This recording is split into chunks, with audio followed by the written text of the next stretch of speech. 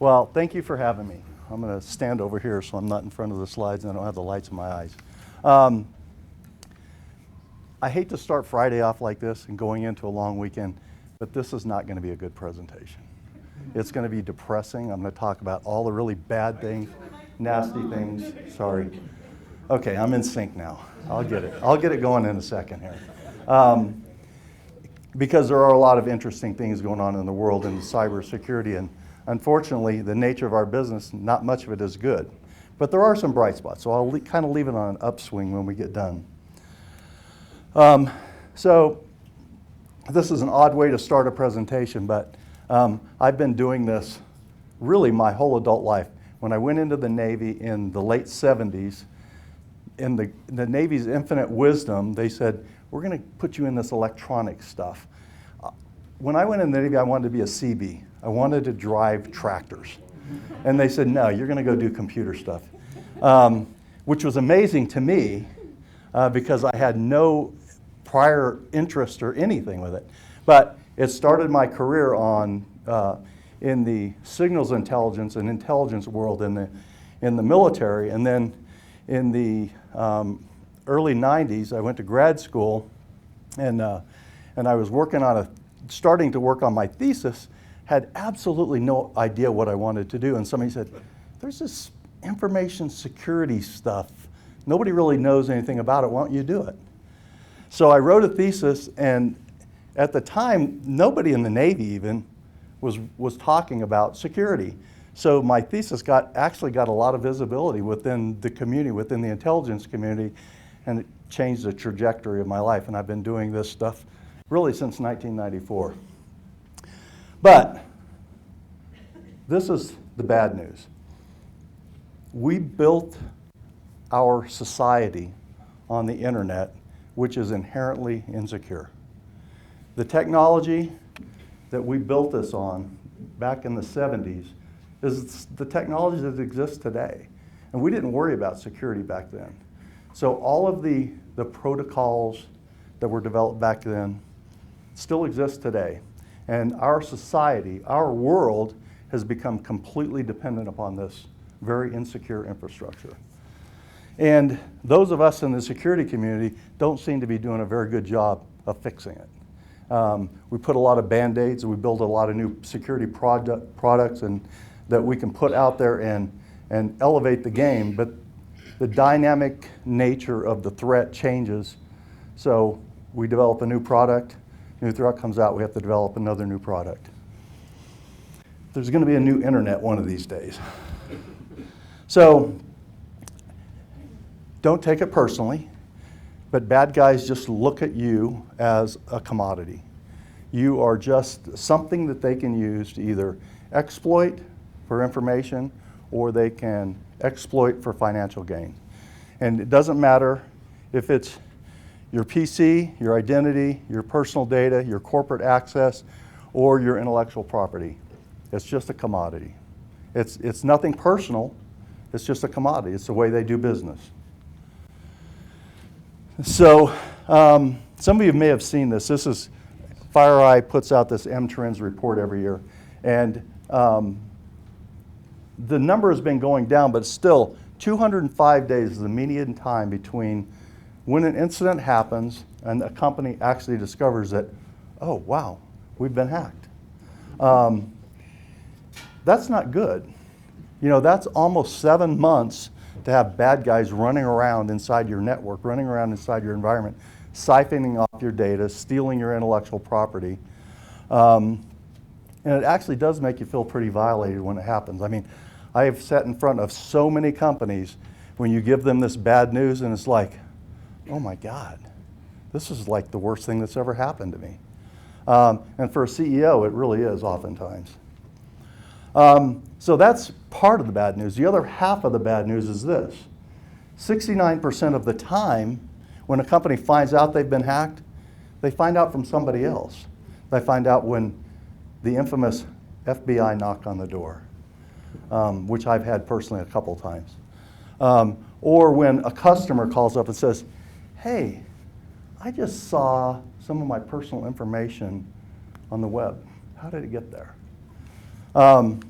So this is actually, and this is, I think, another indictment of us in the security profession, that if we're not building the right kinds of security infrastructure within our organizations, that we can't detect this stuff, it is an indictment on us. But it's also an indictment of, again, the dynamic nature of the cybersecurity business and the threat space that we live in today. So here's the bad news. So all that was the prelude to the bad news. This is the real bad news. Your company is outmatched. And I hate to sound defeatist, but it's the truth. There are too many bad guys out there that are either nation state sponsored, that are hacktivists or terrorists, or they're just criminals. And here's just a few examples. These are various hacking groups from various countries around the world. And these guys are really good. They do nothing. We all have jobs, we go to work every day. They have jobs, they go to work every day, and they hack. They compromise other people. They compromise companies around the world. And I used to say this when I was at DHS, is, holy cow, doesn't the government have some responsibility here?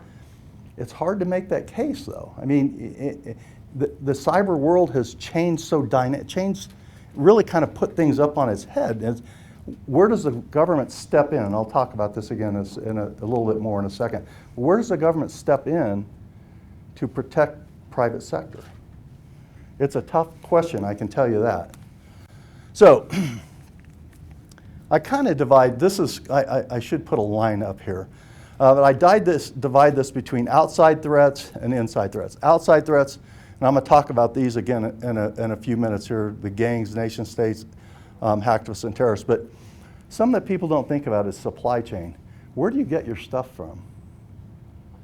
Where are the components made that are going into the devices you own? And are those components compromised in some way? Often they are. We have embedded technologies that exist in many of our critical infrastructures around the nation that were built 30 or 40 years ago. And the underlying big iron of many critical infrastructures works really well, but we've layered on digital technology to manage it, and that's what's become vulnerable. In secure software, if I had one thing that I would fix, it would be that companies that are making products spend more time to make their software secure, and that higher education and training organizations around the nation, around the world, would train our developers better how to write good code, because there's so much crap code out there in great products. I mean, how many of you have heard of Patch Tuesday? Most people have heard of Patch Tuesday. That's the Tuesday every month when Microsoft releases all their patches for all the bugs that were found the past month. This has been going on for the last 20 years. And every other major vendor has their own version of Patch Tuesday. And then over here on the inside, we have the continuing, the cyber hygiene, policy violations, clueless users. I should put that, just make that up here. Clueless users is the #1 problem we have. I said one time in a speech, I said, if we just killed all the users, we wouldn't have any more problems. When you're a government official, that's probably not a good thing to say. And disengaged boards. This is changing a little bit. I've talked to 13 boards in the last 12 months, and there's actual terror in their eyes because they know that they have legal and fiduciary responsibilities, and cybersecurity is impacting that to a large degree. So boards, they want to know, what should we be doing? What questions should we be asking? How do we help our organization raise the bar? One of the things that's been a little concerning to me as I talk to the boards, in about half the cases, it's obvious to me that the board does not trust the executive team. Now that may sound odd. It sounds odd to me even to say it, but the board is there to support the executive team, to support the CEO and his management. but a sense that I have is that there's a distrust that the executive team is not providing the right kind of information to the board. And then the other inside threats: exfiltration, unauthorized access, unauthorized use, unauthorized destruction. These are all technical issues, or can be solved technically. But these are the things that I see, and there's much more, but these are the highlights of it. So this is my sins and sinners slide. Here's the sins: espionage, cybercrime, and hacktivism. And I'm kind of lumping this. There's a little bit more, but I'm kind of lumping it all into 3 to make it easy conversation. And then the sinners.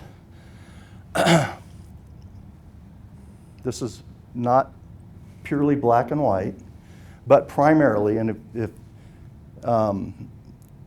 what we've seen out of the intelligence community over the past several years, I would say, is that in the cyber espionage game, China is the king.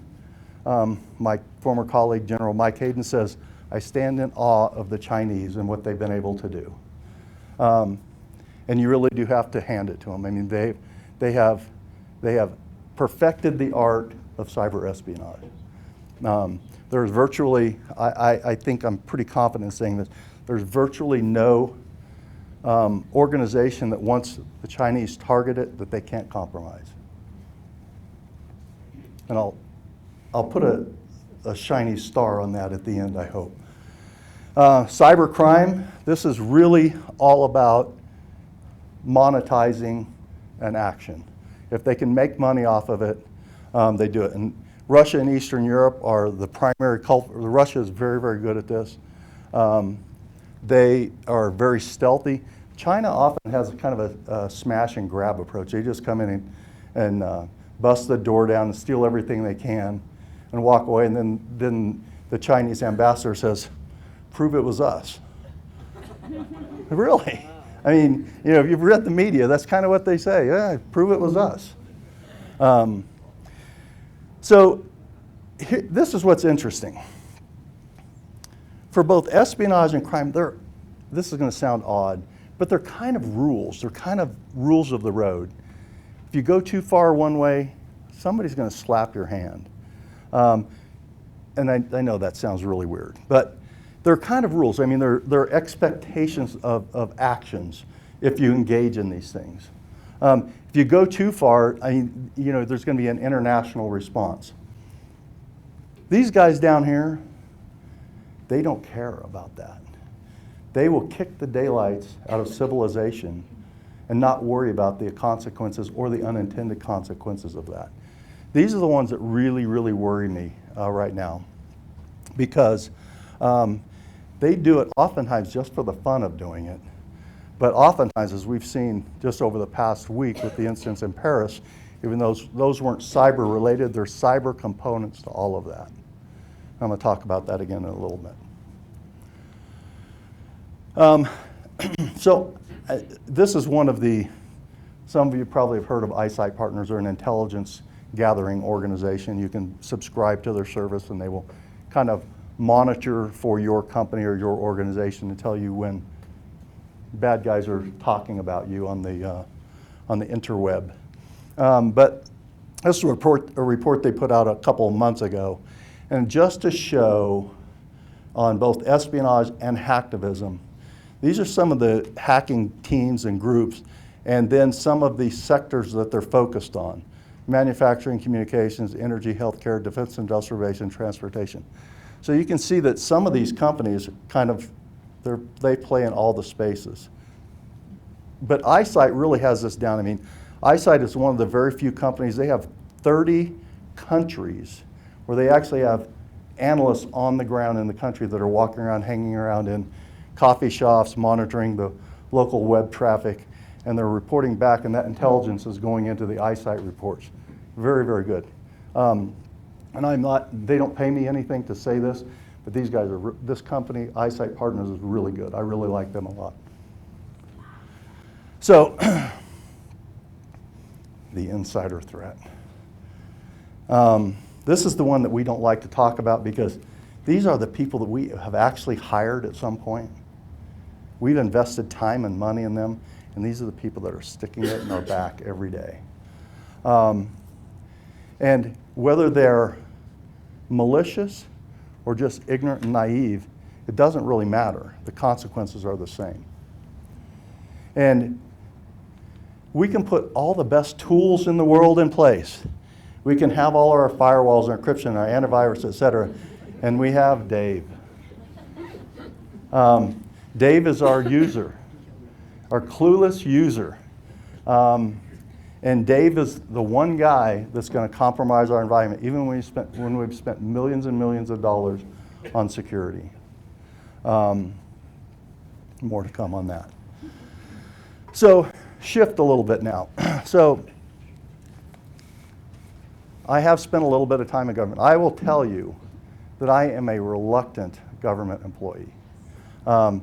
Governor Owens was the first guy to hire me after I'd been out of the Navy. I'd worked for Raytheon for a few years, and Governor Owens asked me to come to Denver and build a program. And I used to jokingly say, you know, if they would have given me a civics exam, he probably wouldn't have talked to me because I had no idea how government worked. I knew there were 3 branches of government, but I would have been hard pressed to tell you what they were back then. But subsequently, I spent time in California, which is one of the most dysfunctional government organizations in the world, which is, they're also the 7th largest economy in the world. It's mind-blowing how dysfunctional that place is. And I grew up there, but I can tell you one of the greatest joys of my life was seeing California in my rearview mirror when I left. And then certainly being at the Department of Homeland Security, I thought I was going there to run security for the federal government, and I was, but I spent at least 2 days a week on Capitol Hill, talking to legislators, talking to their staffs, trying to educate them about stuff that they were going to go spend billions and billions of dollars on, or write laws on that would have impacted every one of us in probably not a positive way. But we spent a lot of time on this discussion right here. What is the role of government in protecting the private sector in the United States? And it is not a black and white question. And as I was mentioning earlier, still a lot of people in Washington. Washington is a very egocentric kind of an organization. It's 61.2 square miles, and they think the world revolves around that 61.2 square miles. I can't tell you how many arguments I got in. Plus, I don't mean to bring politics into the discussion, but I was the lone conservative in a very liberal organization. We got along well, but Secretary Napolitano was my boss, and she has and I love her to death. I mean, she's an amazing person, but our politics could not have been more different. But it made for an interesting working relationship.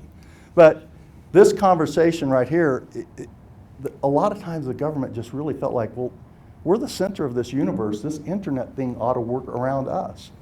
And I just kept, I would be the one guy in the room, throwing the grenade in the middle of the table and saying, not the way it works, folks. So here's where we had the biggest conversations is what's the appropriate level of response when there's a private sector incident? And Sony is a great example here. If you remember, last December, just 11 months ago, seems like it was a lot longer than that. 11 months ago, Sony had the big event with, and the president came out in 8 days and he said it was North Korea. He attributed the event to North Korea, which attribution is very hard in our business. To say that it was a specific person or a specific country that did an incident is very difficult because it's very easy to spoof and kind of alter your identity and make you look like you came somewhere else. But it kind of made us address this question: what's the appropriate level of response? So if your company got hacked, would you expect the government to come in and have as big of a response as he did with Sony? I don't think that's realistic, and I think it was a little bit precedent setting because after that, and there have been several events after that, and the healthcare industry, as you know, has been decimated over the past 12 months. But there hasn't been the same level of response from the government. And there's a lot of talk these days about offensive attacks. Let's hack back. And I could talk here for a whole hour about why that is a really, really bad idea. Because you don't know who's at the other end of that. And you don't know what their reaction is going to be once you do hack back. And in fact, you don't know what the unintended consequences are going to be when you hack somebody. So this whole idea of what's the appropriate level of response is a huge, huge, huge problem. The first time I was called to the White House to sit in the sit room and have a discussion about this, I thought, I've arrived. But you know what? We have probably had better discussions right here in this room than what we had right there. But this is the kind of stuff that we talk about. And you know, you're sitting around the room with, I can remember, I think I'd been at DHS for not even a month. John Brennan was the National Security Advisor, and we're sitting in this room, and you know, I'm kind of sitting in the back. I barely found my way to the bathroom. You know, I really was that new in the organization. And John Brennan says, "So Mark, what do you think about this?" And I just felt the blood drain right out of my face. You know, the president wasn't there, but I mean, there were a lot of other people there, and I said, well, I forget exactly what I said, but I guess it worked okay. I didn't get fired that day. So I only bring this up to show the level of activity on Capitol Hill today. This is accurate as of last week. Now, these are the different pieces of legislation in the House and the Senate that have something to do with cybersecurity or privacy. The CISA, where's CISA? As you know, CISA has the Cybersecurity Information Sharing Act. Oh, there it is, right? No, that's not it. HR 234, third one down. It's up there somewhere. CISA passed out of the Senate 3 weeks ago. I think as a result of what's happened in Paris over the last week, I would have said CISA would not pass. It might pass now because of the events at Paris, and I'm going to talk a little bit more about that. But the reason that this is important is there are so many different people. There are so many people creating legislation that's going to impact every one of us and every one of our businesses with more regulation, more bureaucracy. Now, some of it is valid and justified. I get that. But I really worry about, I mean, I've sat in meetings with these guys and listened to their questions and realized they have not a clue about the laws that they're talking about passing here. So I do worry about this. So I gave a talk in DC last month, and at the end of the panel, I was on a panel, there were 4 of us on the panel, and the moderator says, so to wrap it up, tell us what you think the biggest risk to the nation is today.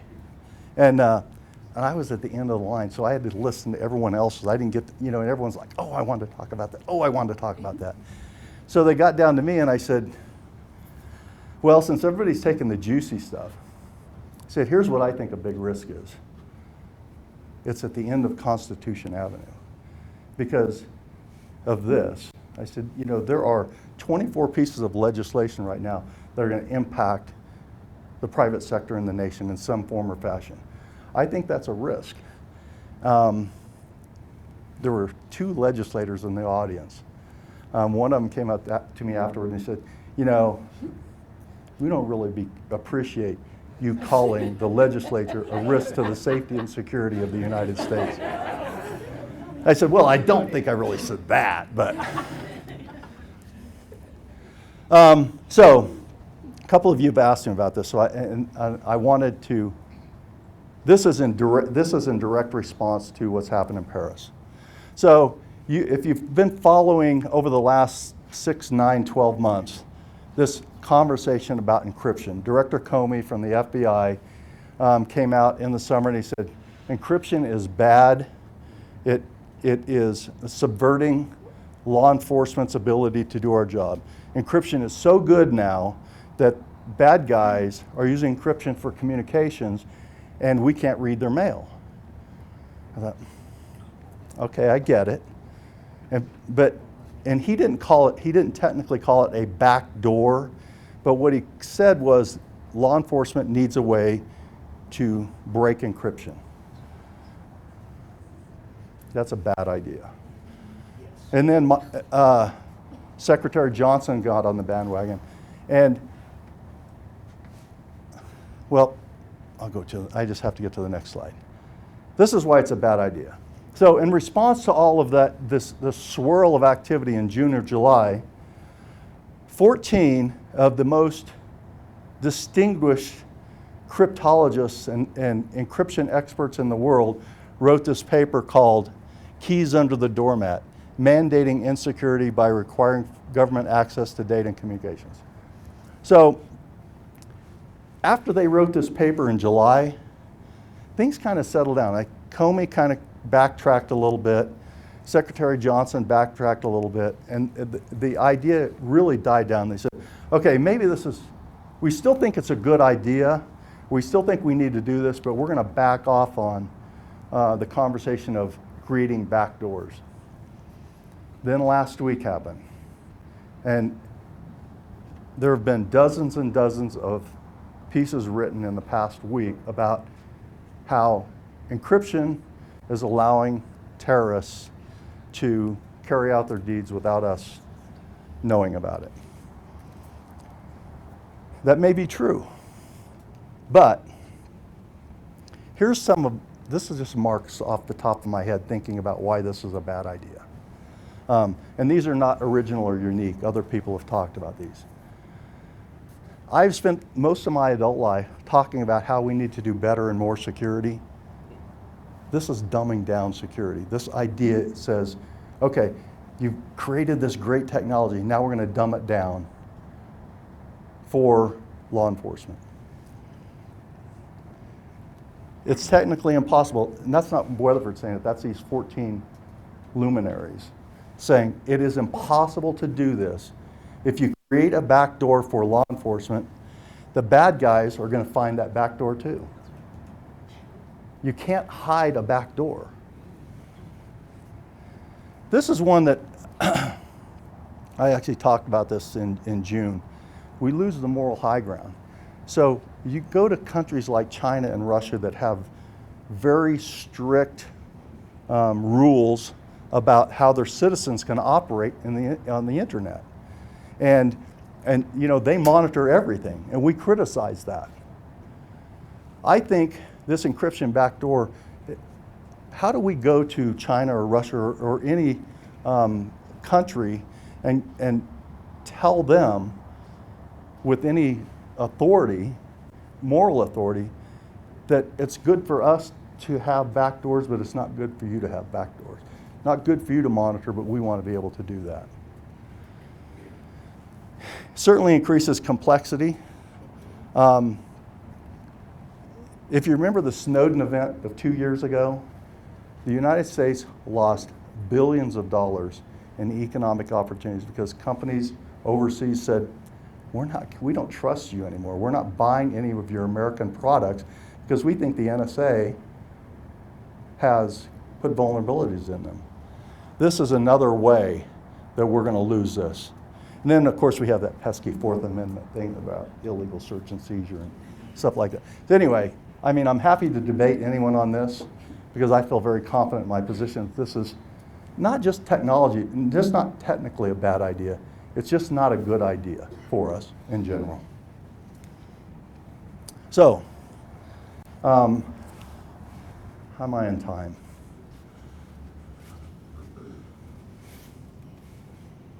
I'm okay? Have a while? Okay. So I wanted to talk a little bit about the Internet of Things. Has anybody heard of the Internet of Things? I've been giving an Internet of Things talk for about a year now, and I think about 50% of the time I ask that question, and I get this look of, what are you talking about? Well, so to get semantics right to begin, there's all kinds of different terms being used for the Internet of Things, the Internet of Everything, the Industrial Internet, the Industrial Internet of Everything, blah, blah, blah, blah, blah. I look at it like this. If it can talk to each other, it will. If it can be connected, it will. And much of this stuff doesn't have an on/OFF switch any longer. It's just on all the time. It's generating data all the time. The concern I have is more of a privacy concern than a security concern, although I have security concerns as well. But from a privacy perspective, we don't know who's collecting all this data. In fact, I would say, if we knew who was collecting all this data, we would probably not do it. In fact, there was in the Dublin Women's Marathon last year, 2014, guy from Symantec built a little receiver, and he stood on the side of the road monitoring Fitbits and wearable devices of the women running the marathon. And he collected all this data, and at the end, he had several hundred records of, this is passive, standing on the side of the road with this little box that he made from Radio Shack, collected data, and he had a treasure trove of information about, I think about 256 of the people that were running the marathon. Now, as you know, I mean, there are a number of different wearable kinds of devices, but he had everything from passwords to their Fitbit accounts, all of their personal statistics, height, weight, everything you put into those accounts. That was pretty devastating. And there's dozens of stories about that. But I think it's one of the most awesome things that's ever happened, if we can get it right. So John Chambers said this at a meeting last year. John Chambers was he was retired as CEO of Cisco this summer. I need to update that. He said the Internet of Things will be 5 to 10 times more impactful in the next decade than the entire Internet has been to date. Now, having been a technologist my whole life and having seen the dramatic changes in our lives, in our world, that the Internet has had over the past 2 decades, if we think about something that's 5 to 10 times more impactful than that, I quite frankly can't wrap my head around how big of an idea that is. But we can already see it happening because it's growing every single day. And there's a lot of different kind of diagrams of the impact of this, but this one kind of captures everything. So it captures, these are the internet-related companies and the kind of different businesses that they're doing that impact the Internet of Things. And these are the things themselves. And this is just a thumbnail. You can go out and write an application, an Internet of Things application, in 30 minutes and put it up on the web, and people will start using it. You have no idea that they knew what they were doing, that they wrote any kind of security controls or privacy restrictions into those applications. There are millions of them, literally millions of them. This is going to change our world. This, as looking at the demographics in here, most of us are digital immigrants. We've kind of come into the digital world, but our children and grandchildren are digital natives. They are never going to, think about it, people that are born today are never going to know a time without the Internet of everything. Not just a time without ever having a computer, a time without, when everything wasn't talking and touching each other. That's a big idea. And then when we think about the impact of this, Gartner was saying 25 billion last year, and then Cisco jumped on it and said, well, there's going to be 50 billion things by 2020. And then Morgan Stanley said, there's going to be 75 billion things. I don't think anybody has any idea how big this is going to be, but it is a damn big number. And this is what, as a security professional, this is what scares me. We're throwing this stuff out there and saying, people are going to use it, and they are, but we're not thinking about the security implications of it. Another John Chambers quote, and while he was saying this, he gave this quote for a different reason, that, wow, this is a $19 trillion opportunity. As a security guy, I'm thinking, that's going to attract bad guys, like flies to honey. And it is. You know, you think about it now, I had another slide in here, but I took it out. You think about, many of you in your homes, you have a Nest thermostat. I do. You have a internet-connected garage door opener. I had to buy a new water heater last month, 2 months ago. So I'm at Home Depot, and I'm looking at these water heaters. Has anybody shopped for water heaters lately? It's like, what's the difference? I mean, there's a water heater, it's a 56-gallon water heater, and it's $459. And here's a 56-gallon water heater, and it's $859. And you're like, what can be the big difference in a water heater? Well, so I narrowed it down. There's these two. One is $649 and one is $749. I'm like, what's the difference in these? I called the guy over and he goes, well, this one is Wi-Fi enabled. I'm like, I can't in my life imagine why I need a Wi-Fi enabled water heater. He says, well, when you go on vacation, you can turn it on remotely so your water's hot when you get home. I'm like, I don't need a shower that bad when I get home. But my point, though, is that all of these devices are connected, and they're connected to what? They're connected to your home Wi-Fi, to your home network. Your computer's connected to that same network. So if I can touch your Nest thermostat, guess what? I can touch your computer. I can touch your network. And you all heard the story earlier this year. Guy bought a Samsung TV and found out after the fact the TV was actually monitoring his network activity. Now that was supposed to be a feature that you had to turn on, but it was turned on by default. So again, you think of, I truly believe this is earth-shaking technology that really is going to change the world, but we are not doing a very good job right now of securing it or the privacy of it. So here's a couple of things, and again, I could list 1,000 things up here. A couple of things. We're not including it in the design because it's too easy to crank this stuff out. A lot of new risks are coming with virtualization and software as a service. Indisputable. And I think we have to implement technology that allow consistency of security. It doesn't do you any good if one device is secure, but everything else is insecure. We have to have that consistency across everything. And it must be part of the planning process. So, this is, anyone from Sony here, by the way? I'm going to tell another Sony story. So after the Sony event, and this is incredibly unfair, but I'm going to say it anyway because it's such a good story.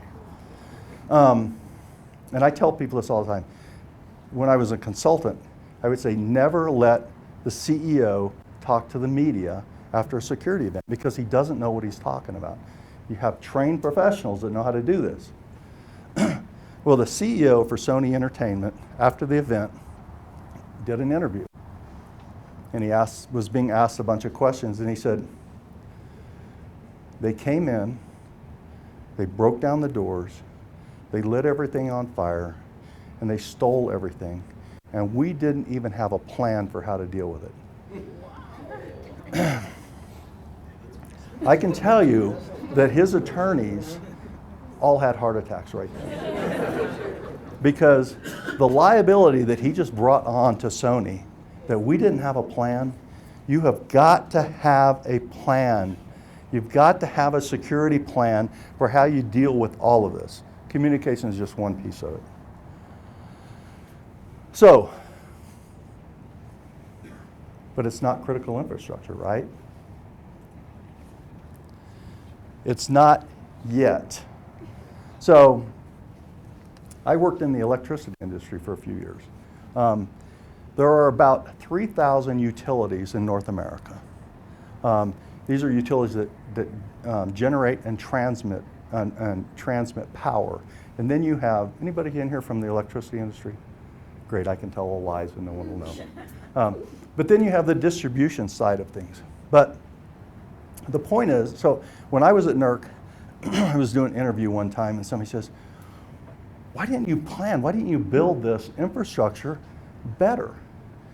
And I said, 30 years ago, 40 years ago, when we were building out the electric grid in North America, we had no idea that it was going to be critical infrastructure someday. And that's what my point here is. We don't know that the Internet of Things is if it's going to be critical infrastructure or not. I think it will be. I mean, we're already seeing, you go into a manufacturing floor anywhere, you go into a major auto manufacturer, there are machines doing most of the work now. And most of those machines, they're on their own. I mean, the Internet of Things is already there. There are anything with a valve, a switch, that can be controlled remotely, that's part of this Internet of Things world. And I hate to bring up an old story, but Stuxnet is a good example of how you can use cybersecurity to create physical damage. Stuxnet was the event in Iran where two countries, who shall remain unnamed, were able to get malware into a SCADA system in centrifuge plant in Natanz, Iran, and basically blew up about 1,000 of the centrifuges. And they did it. That was an example of malicious software creating physical damage. First incident that we know of in history. I think this is true. For those of you in the back, I'll read. In the next 5 years, we'll find ourselves asking why things aren't connected to the Internet rather than why they are. So I get this question all the time when I give this talk on the Internet of Things, and people say, why do we need a toilet that is Internet Wi-Fi enabled? They have them, by the way. You don't want to think about what that's for. Okay. But my point is, it doesn't matter what we think. It doesn't matter what we want. This is a train that's left the station. We need to embrace it. We need to figure out how to secure it and fix it now, rather than going back later and saying, okay, we should have thought about this, like we're doing with the Internet today. This is an opportunity for us to actually get something right now instead of trying to fix it 10 years from now. I said there was going to be a little bit of a bright spot, and I got to speed through this because I'm almost out of time. But Greg O'Connor said this, and I love this quote. Most of you know Moore's Law. Moore's Law, Gary Moore, over the life of technology will refresh itself every 18 to 24 months. Well, this is kind of an analogy to Moore's Law. Over the history of cloud computing, a unit of computing power price is reduced by 50% almost every 3 years. This is holding fairly steady right now, by the way. So what this means is that, again, another tectonic shift in technology that's going to allow us to be more efficient and more economic opportunities, I think. So these are some of the things that we're seeing. Software as a service, infrastructure as a service, platform as a service. These are concepts that we thought about a few years ago, but they are here today. There are companies now, and I say this in my I hope that's not my phone. Timer probably.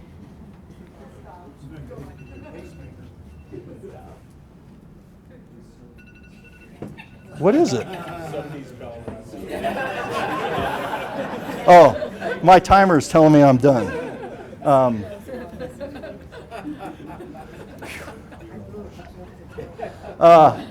There are companies now, and I say this all the time, it makes my platform vendor friends crazy. I say, 5 years, if you're buying a piece of hardware to secure your environment, you're a Luddite.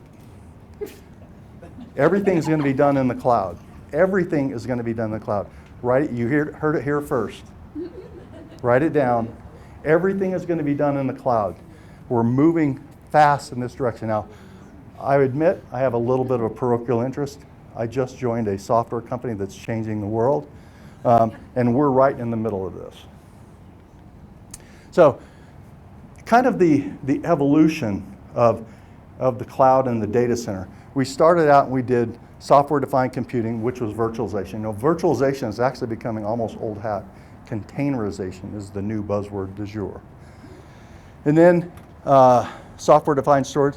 The big thing going on today is software-defined networks, where you manage the network by managing the software. It's unbelievable. It's so exciting what you can do with software-defined networking today. Here's what makes me excited. This is the bright spot. We're rapidly moving to a place where we have software-defined security, where you in a technical infrastructure, in a data center or in a cloud environment, security is all going to be done by software. Already happening. Anybody that buys a big old honking firewall to plunk down in their data center, go away. Software is the future. And it's so much more efficient, so much more cost effective. I mean, you run a data center, I can spin up I can say, okay, I need a server that's running Windows, I need 128 gig of RAM, I can define all of this, and I want to run this application. And just like that, I can have that up and running. And I say, I need this for 13 hours. I'm billed for 13 hours. I don't have to own any of that. That's the beauty. This is truly, truly where the world is going. So, I'm at the end. So, if you look at any big event, security event over the past couple of years, again, first thing the CEO or somebody in the organization says, well, you know, it was a very sophisticated attack. Probably no one would have figured this out. And my response is, they're all sophisticated. Get over it. We need to be prepared for it. So you've heard me say today a couple times that if bad guys decide they want to get in, they're going to get in. And that's true. But that doesn't mean you have to lower the flag and concede the territory.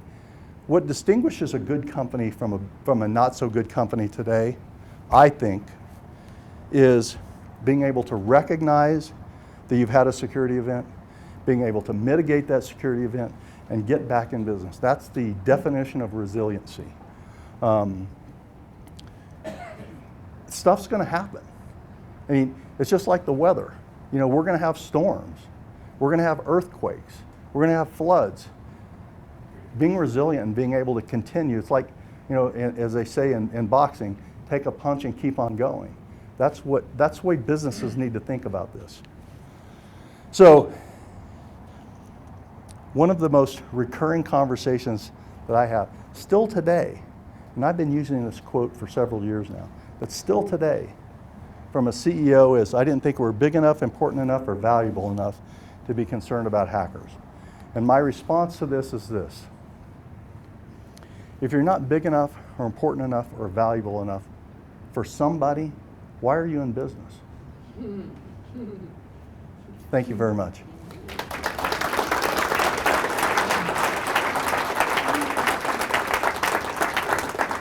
Do we have time for questions? Yes, sir. Mark, so we as consumers, whether we're in business. Jim! Yeah. I was recognizing you. Wow, how are you doing? Back in the day. Yeah. The Information Management Commission.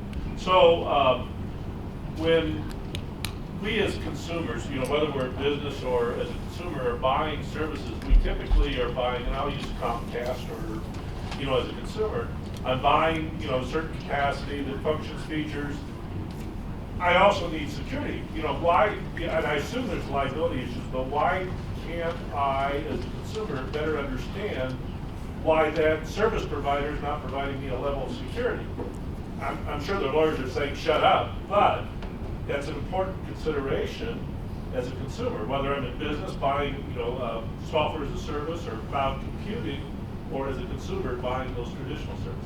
It never seems to be brought up. Well, Comcast is probably not a good example to use. I hope there's no one from Comcast here. Yeah, I mean, you could, so I'm going to go back to, there's not a good answer for that, but I do have an answer. I'll go back to my days when I was at NERC. And I would go and talk with the vendors of SCADA industrial control systems platforms, products, and I would say, you guys have got to build more security into this stuff. This is a critical infrastructure. This is going to go run something that the nation depends on. The almost universal response to that at the time was, customers don't want to pay for it. I am not going to spend money to build something into a product that customers don't want to pay for. So my answer to you is, until we rise up and demand from the vendors better stuff, we're going to live in this world that we live in now. Sorry, that's a non-answer to your, yes, sir. So I'm not sure you can answer this question or not, but this whole argument about the backdoor or not seems a little bit silly to me. I agree with you 100%. Don't build a backdoor. But two examples. We cracked a pretty tough code back in World War II. That's what we need to do. And this guy named Craig Venter did something really impressive, where it was taking bazillions of dollars to crack a genome, does it for a fraction of the cost and a fraction, playing it a different way. And maybe I'm asking way too much money over today, but I'm thinking, can't you guys just secretly go and crack and bust your way through it? Just go the old-fashioned way, just go really hard. Don't talk about it. Don't say, hey, ISIS, we're going to crack this code that you're using, but we're only using it for good. Boy, I wish it was that easy. No, actually, so I actually agree with you. You are absolutely right. And here's what I'm going to, there's as you know, there's a lot of classified stuff happening, or as you should suspect, there's a lot of classified stuff happening. And I would just say this. Go look at quantum computing. Yeah, exactly. There's a lot of really cool research being done on quantum computing. I'll leave it there. Yes, sir. I saw a recent statistic that said that 48% of the boards of companies that have boards deal with cybersecurity, cyber risk, which tells me that half of them are not. Wrong. That is wrong. I promise you that is wrong. Well, they may deal with it. I mean, define deal with it. Right. I can tell you, most of the boards that I've talked to in 13 and 12 months is not a big number, but it's a sample size. But they're probably big companies. Some of them, most of them. But that's a good point.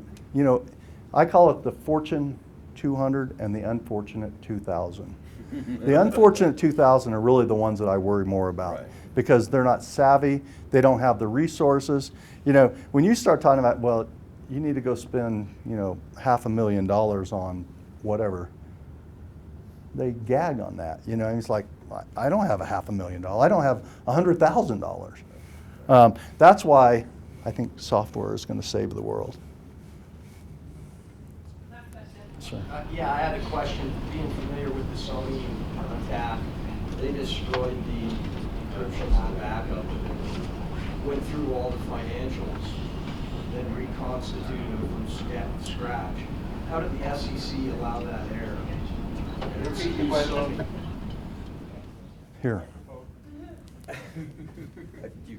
Well, the question was, in the Sony attack, the bad guys, i.e. North Koreans, they destroyed the backups, and and the question was, how did the SEC let that happen? No, let them get away with reconstituting the financials rather than, filing problems with the Trading Commission. How did everything? I don't have an answer. Sorry, I don't know what.